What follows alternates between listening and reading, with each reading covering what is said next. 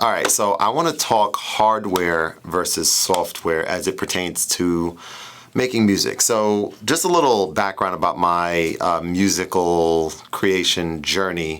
I've owned a Yamaha Motif keyboard, 61 key, like when I was 16 years old. My dad took me on my birthday to Guitar Center or Sam Ash, one of the two, and he knew I was into music, so he said, all right, if you want to go half and half, I'll front you half the money for this, I don't know, $1,500 or something like that, keyboard. And it was my favorite birthday gift probably ever. I loved it.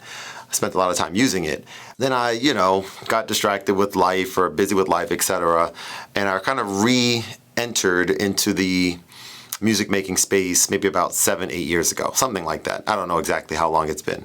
But in that time frame, I've really been trying to figure out what is my preferred way of making music.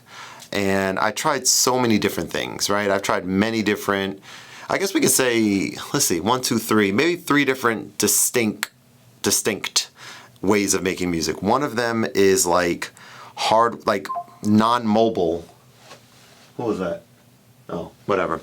Non-mobile music making hardware. So like keyboard workstations, right? Whether that be the Motif that I just mentioned, the Roland Phantom, the Yamaha Montage. I haven't tried the Chord Chronos, but like things like that. Where you have a keyboard in front of you, you could make music right on there standalone, pretty much. You don't need to connect it to a computer. I'll take the Montage out of that space for a second because as far as I'm concerned, like that kind of needs to be connected to a computer in order to make music the way I like making music. So that's one. Two, I would say like mobile music making, and that has to do with iPad or Teenage Engineering equipment or Ableton Move, like something that I can have with me and throw some headphones on and just make music right then and there at a coffee shop, on my couch, in the bed, in the studio if I want, etc., etc. So that's like way number 2, right? Mobile music making. So for that, you got things like Chord Gadget, Koala Sampler on the iPad, and then hardware-wise, you got things like the OPZ,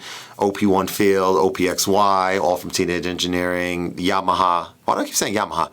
Ableton Move, and then like the KO units and Medieval and like all these things that are mobile, right? Like things that are small. Then wave 3 is Ableton. It's arguably the most popular of all the things I just mentioned by far. And when I say Ableton, I mean like a standard DAW, digital audio workstation, whether that's Logic or Ableton or whatever. And I have spent some time, a lot of time, thinking about like which way is the best way for me. And recently I've been kind of like scaling back on gear, right? And saying like, let me just use what I have in Ableton and let me learn Ableton. So part of that was, I have access because I have the Yamaha Montage. So like I have like the Montage soft synth, which has all of the Montage sounds in there that I could use right in Ableton, which is pretty amazing, if I may say so, right? That's kind of a huge deal to be able to have access to that. Then you got like this slew of Arturia synths and or plugins rather, and like all these things. I have all these different sounds, Omnisphere, and it's really, really cool, right? You got all these different ways of like inputting unique sound textures, etc. in Ableton, so that's dope. Then I was like, let me just not use any of those. Let me just use Ableton for what it is, right? Let me use the stock sounds in Ableton so I can try to learn it better. And I've been spending time doing that lately, and I'm chipping away. But more often than not, when I'm doing a music making session with just Ableton stock sounds, I'm not inspired. I'm like more clicking, more sifting through sounds that don't bring me that creativity that I feel like I need. Even with like the Arturia keyboard, I have a mini lab that I've been using, which has been fun because I can use the knobs to kind of dial in sounds and stuff. But something about needing to interface with Ableton and use a mouse and use a QWERTY keyboard to do a lot of what I need to do takes away from the fun and excitement of music making, for me personally, right? So now we have this sort of thought of like, what is home base? Out of all the things that I just mentioned, I don't know if I could say definitively, but I can say pretty surely that like me as a piano player and someone who loves a keyboard, whatever it is that I'm making music on some of the things that I've learned are that I prefer one thing and not multiple things, right? So like the moment I have Ableton, but now I have a keyboard connected to it, now I have my playing MIDI keyboard, then I have like the QWERTY keyboard to do certain things, and I have a mouse, 3 interfaces. I don't like that, I'm realizing.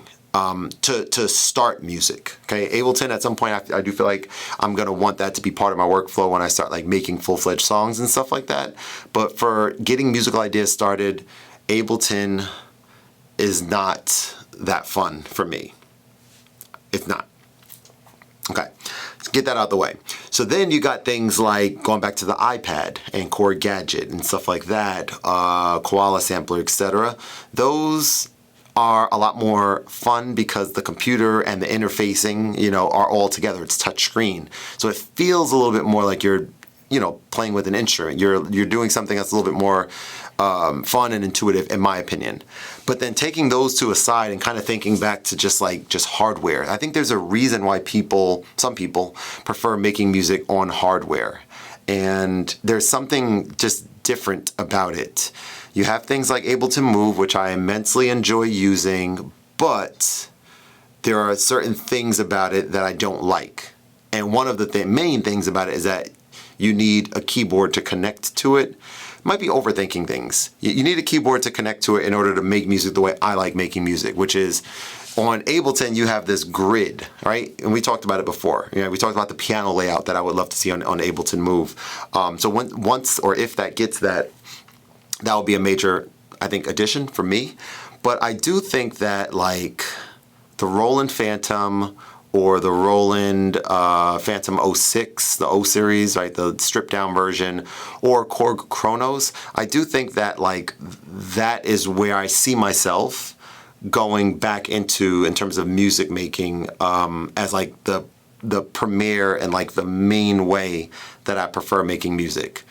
It checks all the boxes, right? Throw some headphones on, you can make it right on there. You don't need to connect it to a computer. You could eventually, also check this out. My daughter woke up like 5 o'clock in the morning. Daddy, you want a sticker? I'm like, okay. So this has been on for me all day today. Pretty cool. But yeah, so going back into a workstation space, which is where I started out. I started there when I was 16 years old. That's seeming like the way that I see things going. I will put a small caveat in there, which is that I have a Donner digital piano right behind me here, and I have one upstairs too. We talked about those in the channel a lot. So this Akai piece of hardware that came out, the MPC Live 3, there is a lot of consideration with that piece of equipment. I'm really excited to try that out because in my mind, that would, in theory, first of all, it checks so many boxes. I'll do a video on that at some point in the near future. But it checks a lot of boxes of what's important to me. I'll just name a few. USB-C audio, clip-based music creation and launching, built-in speaker, built-in microphone, included battery, lithium-ion battery. And you got these more expressive pads. So yeah, that I'm very intrigued with that. I'm going to get my hands on that at some point in the near future. But the idea with that, which is interesting, right, in comparison to some like workstation, is that in theory I could use that when I go out and about, standalone mode. So that's exciting to me. I can be like, hey, I'm just making some music in a cafe. I have to remind myself the size of it and all that stuff, but I could see that being mobile-ish enough, right? It's like probably this tall maybe, and it's like this or whatever. So like that's piece one. Then piece two is that I could easily, with just really one or two cables, right? I guess two cables, one cable really. I'm just thinking out loud here. I think just connecting a USB-C from that into one of these Donner digital pianos, and that's it. No power, no nothing. And then connecting my headphones would allow me to like lay down, piano stuff on there using the sounds that are built in, right? So sending MIDI, letting this be a MIDI controller essentially. So that is very interesting to me as well. It gives me some flexibility, with the music making. Give me one sec. I just want to make sure this is still recording. Yes, it is. So that's kind of where we're at right now. Yeah, that's kind of where we're at. In terms of hardware, some of the other things that I've been thinking about, like I have my Medieval in the closet there from Teenage Engineering. I'm not turning it on until we get the next update on there. I've been checking pretty feverishly for like what they call the championship update at version 2.0 for the KO2.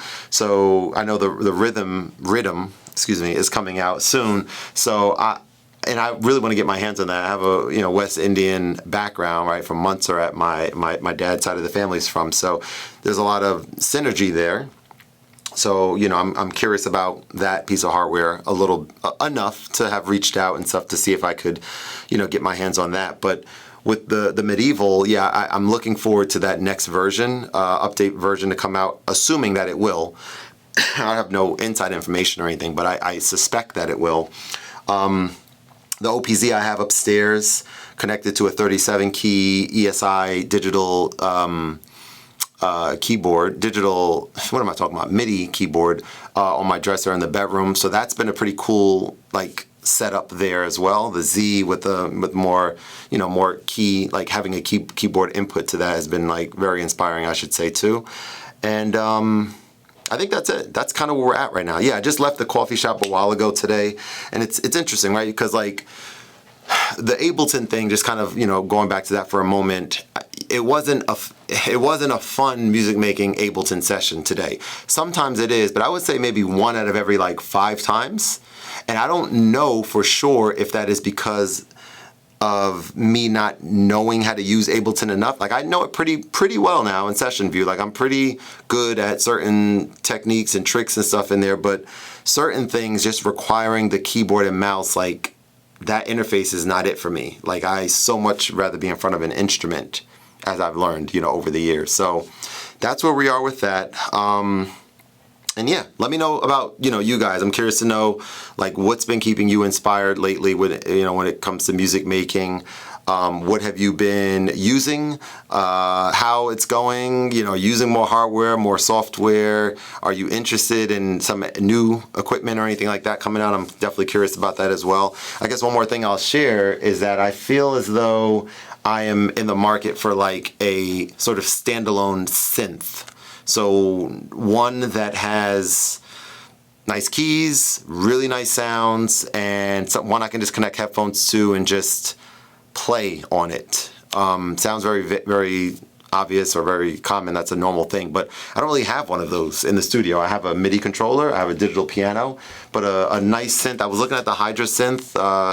That was one option. I'm looking at the Moog Muse as well. That's maybe not overkill, but that's a pretty extensive piece of hardware, but I think that would be kind of cool to have in the studio here at some point. So I'm, doing a little bit of research on that as well. But yes, thank you very much for watching. I look forward to seeing you on the next one of these, and I'll see you guys on the next one of these. Take care.